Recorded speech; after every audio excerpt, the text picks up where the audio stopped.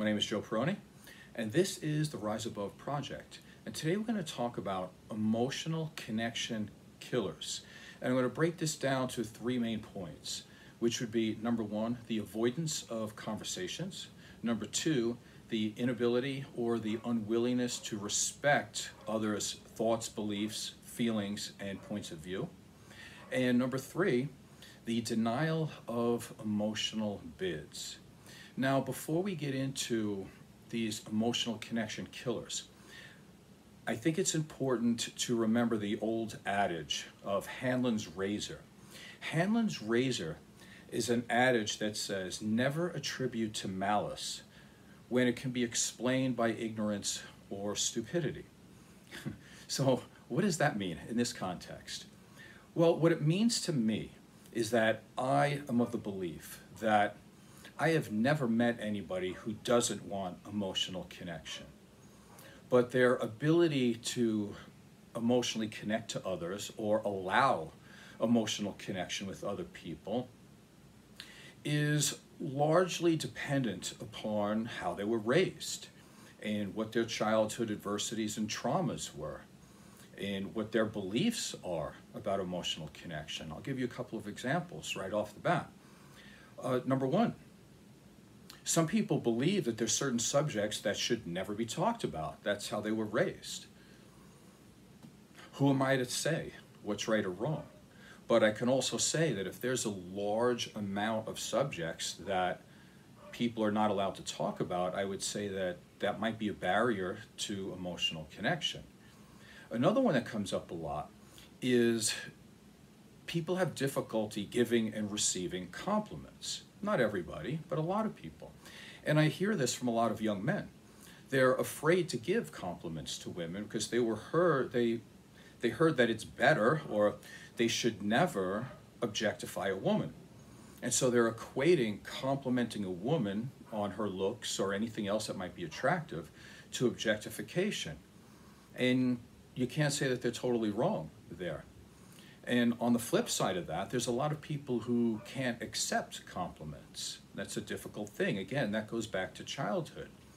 But if you're in a relationship and you want to emotionally connect to another person, it's going to be very difficult if you can't accept compliments, because the likelihood of your partner wanting to give you more compliments or feeling happy about giving you more compliments when they're pushed away or returned to sender is going to go down. So again, the inability to receive compliments also creates a barrier to emotional connection. And again, are people doing this out of malice? No, I would not say that. I would say that it's something in their upbringing. Again, Hanlon's razor.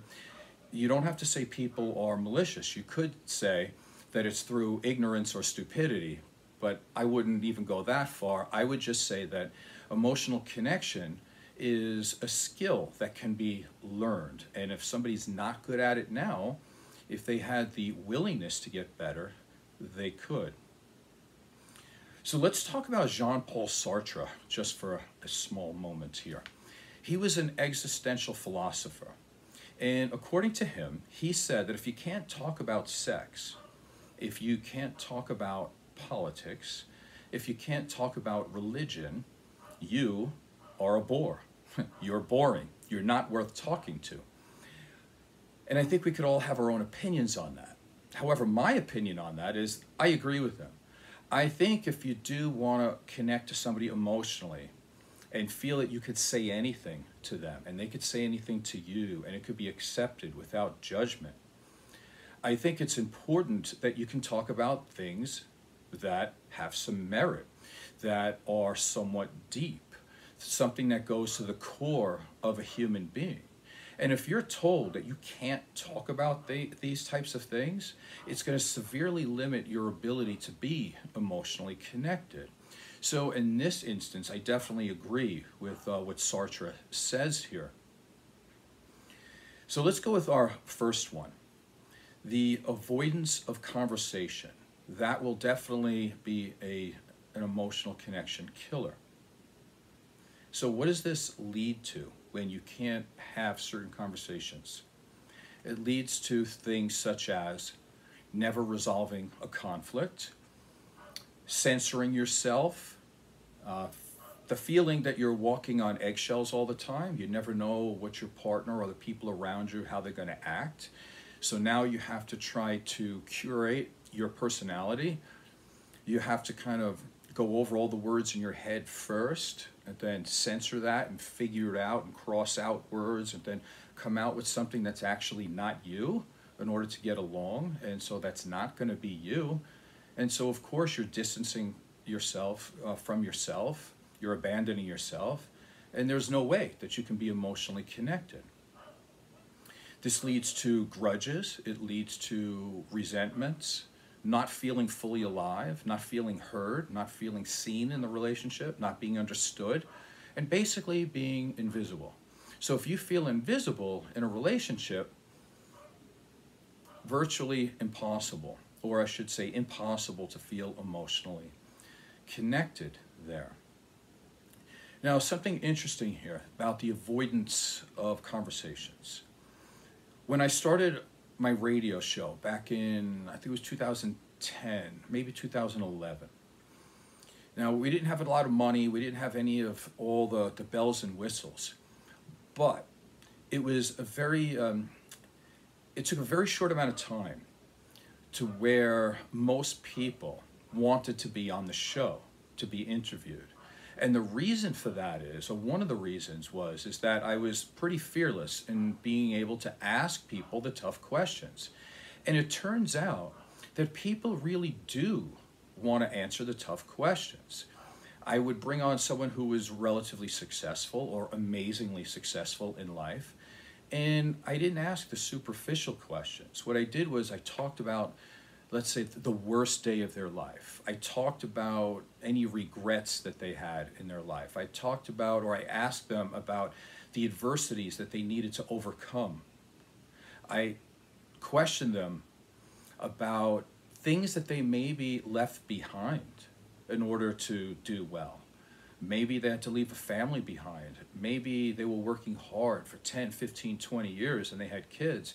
And then they realized after all this time that they were not a good parent and they had to face this. And again, I've had these real interesting conversations with people, and I ask them the questions that you probably shouldn't ask, or at least some people would feel that way. And through most of these conversations I had with people, most of the time they ended up crying. Not because they were sad that I was asking them questions.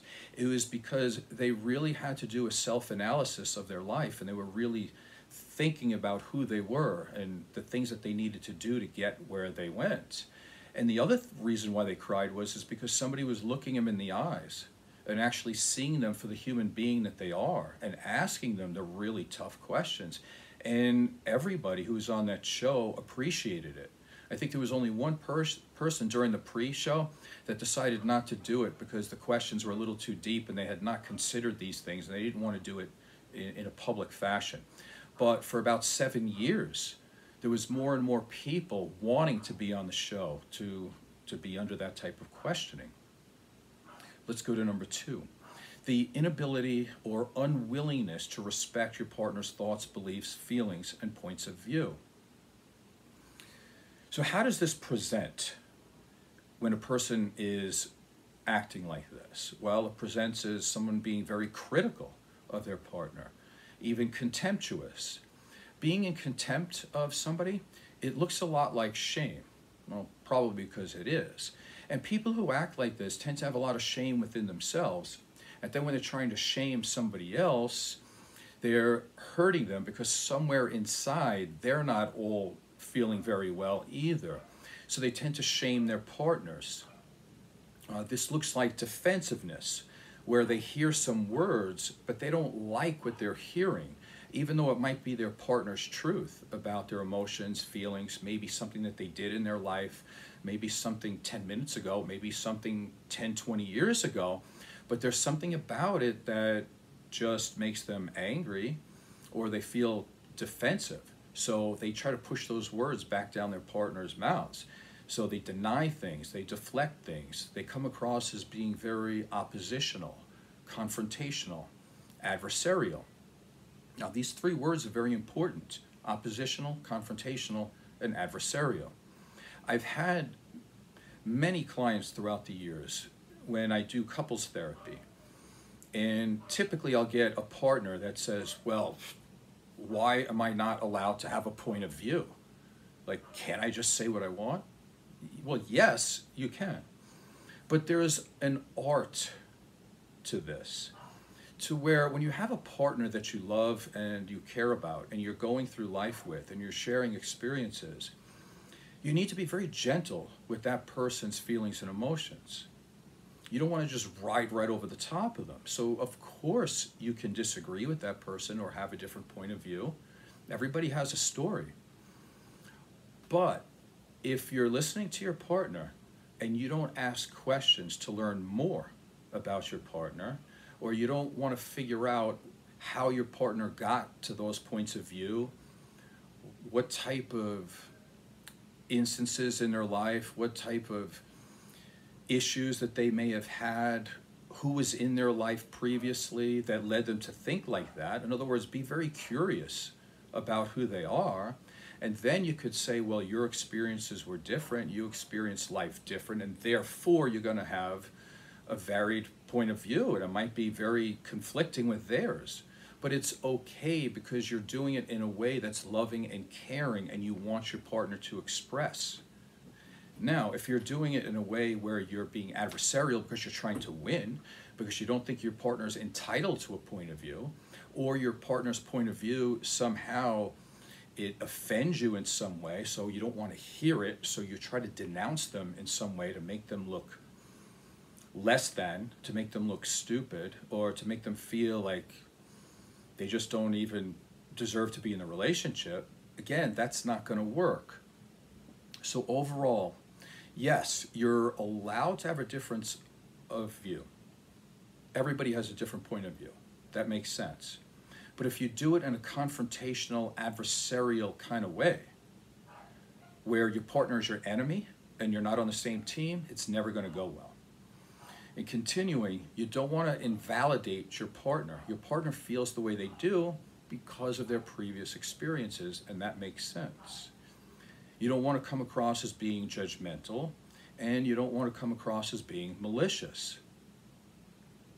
You don't want to come across as like, when they speak to you, you're trying to make a case against them. You're trying to come up with a 5-point bullet plan to make them wrong in some way. And again, every time your partner speaks, it's not the time to have a contest to see if you can beat them. Now, I'm all about winning in conversations. There's these things when I do therapy with people, and if they need more services, typically what comes back is that they get denied. And that's okay. So what happens is they end up bringing on a peer review. So you have to set a date, and we have a peer review. And I end up arguing against a doctor and I'll say that my client needs more services. And therefore I am arguing, I am advocating for my client. And yes, I'm trying to win. But that's much different than being in a relationship where you're both trying to understand each other, and you're trying to put your partner on a pedestal because their thoughts, their opinions, their points of view are just as valid as yours.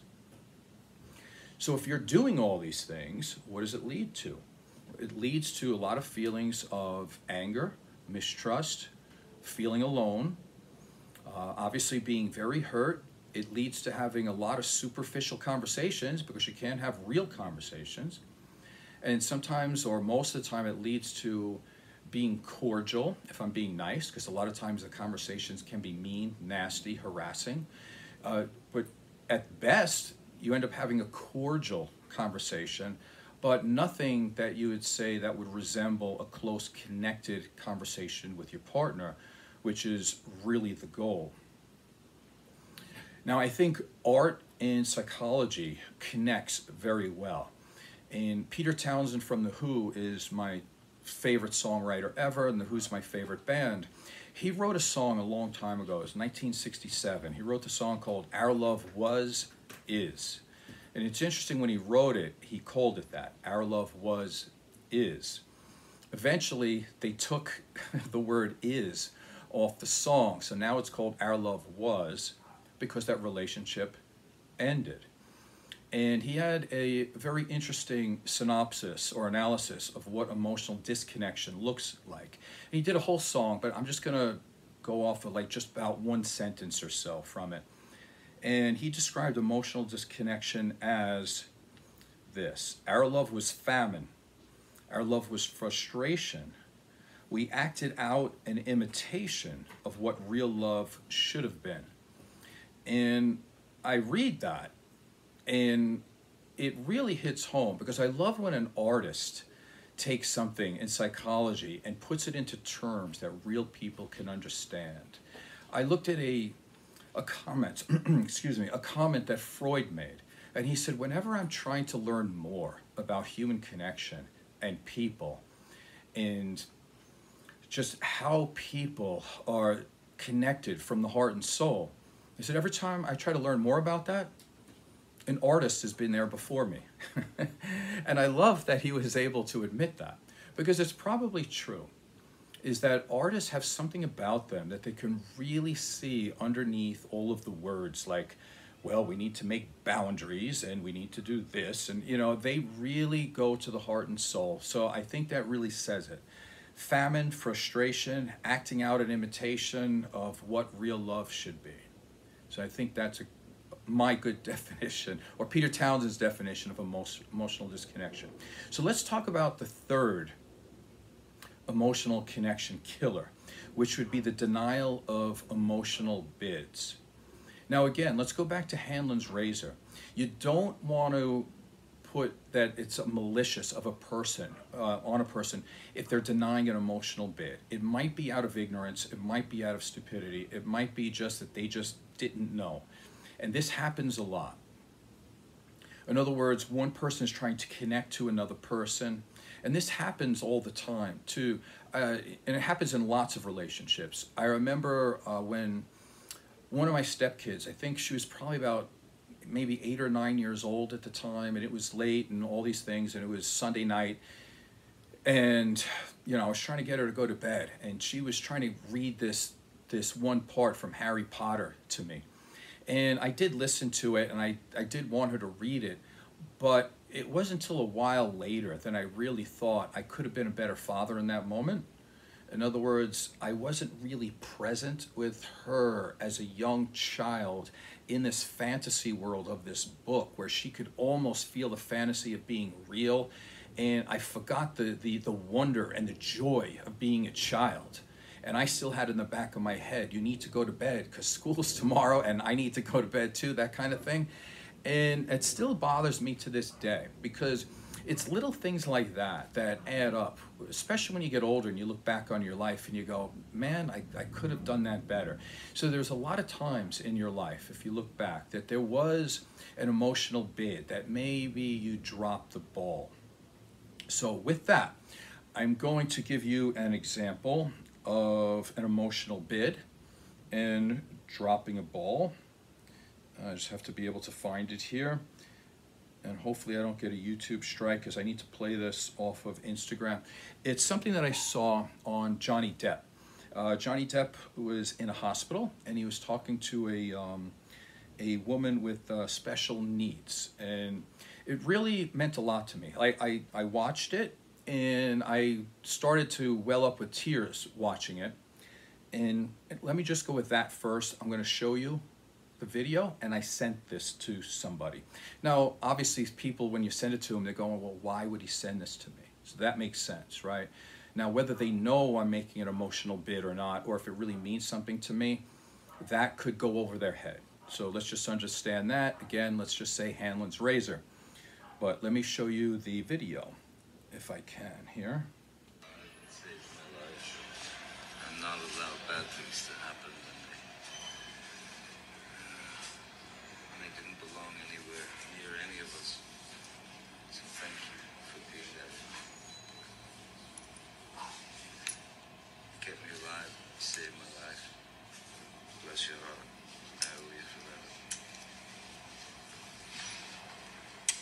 Forever, forever, forever, forever. Forever, forever. What are you gonna do with this thing?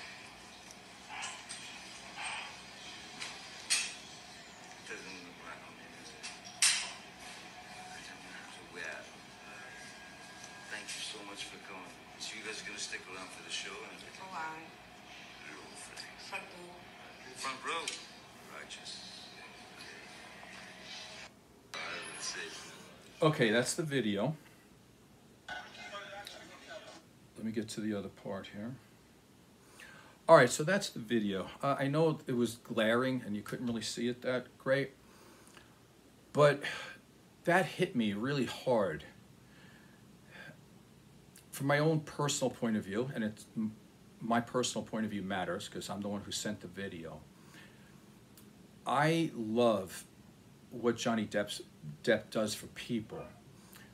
I love that he's famous and he uses it in a way that's amazing. Now, in my life, I've tried to do a lot of things. I spent my whole life trying to help people and to do better and do these things and to do really well. Unfortunately, I did not become famous. Now, it's not that I want to be famous because I have this ego thing that says, oh yeah, your life's not worth anything unless you're famous. But I do understand the power of being famous, to where you can literally say hello to somebody and make their day. And that's the power I've always wanted to have. And he does that. He walked in there, and if you see that smile on her face, she'll never forget that day, and her parents will never forget that day. I've always wanted that power. All the education and all the experience that I have and all the good things I've done for people, I don't have the power to walk into a hospital and make them beam with happiness that they've seen me. And oh, I would love that power. And I know that there's a lot of people out there that could have that power that throw it away. And I dislike that a lot. Whereas someone like Johnny Depp, he uses that power for good. So when I see somebody doing it and going out of his way like that, and by the way, he does use a lot of his money too when he goes to the hospital, when, you know, he runs into parents who haven't been on a vacation in a long time because they've been helping a special needs child. He pays for their vacations too. I think it's an amazing thing. I love every part about it. There's a couple of times in my life where I've been lucky, because when you're a bodybuilder and you win and you're in an auditorium where they have the show, you are that person just for a little while in that small space. And there was a time, there was a couple of shows, one really stands out, that I was just so much better than everybody. And I don't mean that as bragging, I just mean it was a fact. And I was so confident that I was going to win because it was obvious that as soon as I did my part on the stage, I got off the stage real quick, I put on the loosest shirt I can, it was hanging down, and I saw up in the first couple of rows, there was a young boy with his family, and he was totally engaged in this bodybuilding contest. And I sat down next to him, and I said, hey, how'd you like that guy in the blue trunks? I go, he's not that good, is he? And he looks at me, and he had the biggest smile on his face. He goes, you're that guy. You're going to win. And he starts, like, hitting his parents. Like, there he is. There he is. And it's like, just that little moment of being that person for somebody. I went out one time with one of my friends who is pretty famous, and everybody was noticing him at the time. And there was one time we were going to go backstage to a Who concert, and it was really great. He was able to get me back there because he is who he is.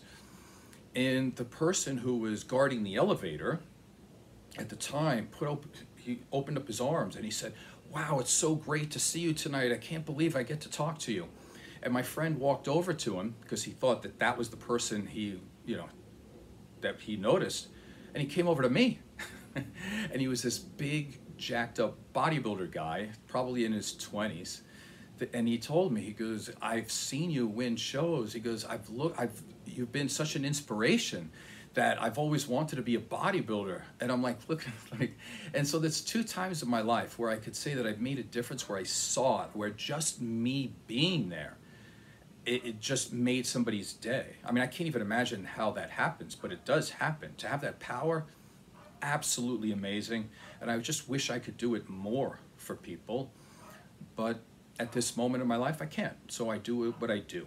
And that's okay too. That's all right too. But anyway, that's why I appreciated Johnny Depp.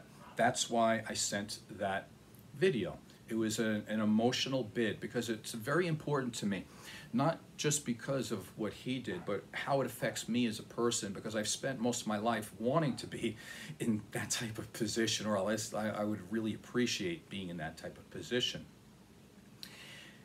Here are the comments back that I got from my emotional bid. First one was a video sent to me. Video says, Johnny Depp has narcissistic personality disorder, says a psychiatrist. Second comment, I'm not a therapist, but I know he's a great actor, but he has a drug addiction and he's an alcoholic. His fame went to his head. His personal relationships will probably always be troubled the rest of his life. His ex-wife admittedly has issues, and she's been diagnosed, but narcissists, they know how to be nice to everyone, and he's an actor. So he's not innocent at all. He got away with his behavior because her behavior was worse. This other person I know who's a therapist agrees with me. Howard Stern also says he's a narcissist. Then I got another video saying, Johnny Depp is a huge narcissist, blah, blah, blah. All right, so you're allowed to have a difference of opinion. You're allowed to have a different point of view, and I'm okay with all of it. But there was no questioning me of why it meant so much to me. As a strong guy like me who was always told not to have emotions, why does the video bring me to tears? And even when it does, somebody completely stuffs down my feelings and acts like there wasn't even a question of why I sent it or why it's important to me. It was just, whatever you like, I don't like, and he's a narcissist. And by the way, I'm also a therapist. So when somebody says, I know a therapist who disagrees with you, it means that I disagree with you, but I agree with another therapist. And that means probably that they're smarter than you. Also, Howard Stern thinks he's a narcissist, and Howard Stern's not. He's a DJ. He's not a therapist like I am, but his opinion is more important than mine. So here we go with the devaluing another human being, invalidating another human being, being oppositional, confrontational, adversarial, judgmental, malicious even, disrespectful, not being curious about my point of view. And again, the other people, this person, they're allowed to have their point of view. I have no problem with that. They can do that because they have their own issues. And like I said, Hanlon's razor. I don't believe anybody like this being that confrontational is being malicious. I just think that it's ignorance in terms of how they were raised in order to have a good conversation with someone who's trying to make an emotional bid with you. Again, it's disappointing in a lot of ways. And again, the appropriate thing is, even if you disagreed and you thought that Johnny Depp was the world's worst person, if I sent that to you, probably the first thing to do is to say, wow, that must be really meaningful to you. Why did you send that to me? What does that mean? What message are you trying to send or to give? Or how did it hit you?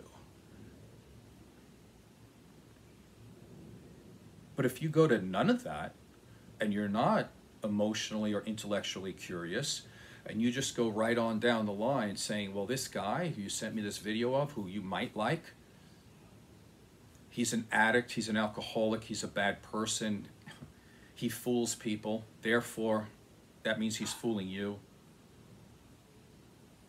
All these other therapists disagree with you, and I'm with you, but I don't agree with you. So in a certain sense, I'm saying that I don't think you're very smart.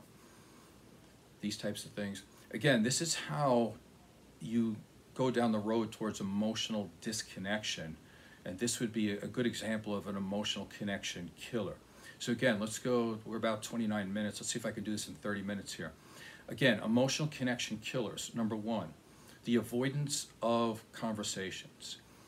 Actually, in terms of conversations, I'm of the opinion that you should be as politically incorrect as possible if you want a good relationship and you want to be emotionally connected, especially with your romantic partner. If you have a romantic partner, obviously, or most likely, you are living a life together. You are sharing bodily fluids. You spend some time naked together. If that's true, and you can share these things, including body fluids, why can't you share words and conversations and thoughts and themes and conversations? It doesn't make sense that people can't do that. So I would say the closer you get to another human being and the more emotionally connected you are to them, the more politically incorrect you can be. I think that should be a goal. So again, number one, don't avoid conversations. Number two, in terms of emotional connection killers, is the inability or unwillingness to respect your partner's thoughts, beliefs, feelings, and points of view. Again, you don't have to agree with them. Just ask them why they feel the way they do and how they got to that position. You might get some interesting stories. And number three, try not to deny somebody's emotional bids. We all make those mistakes. I know I do, and I know I have, and I'm pretty sure I'm going to continue to do so. But the goal is to not deny somebody's emotional bid. My name is Joe Peroni. This is the Rise Above Project. Hopefully this was valuable to you in some way. Please subscribe and tell a friend. Thank you.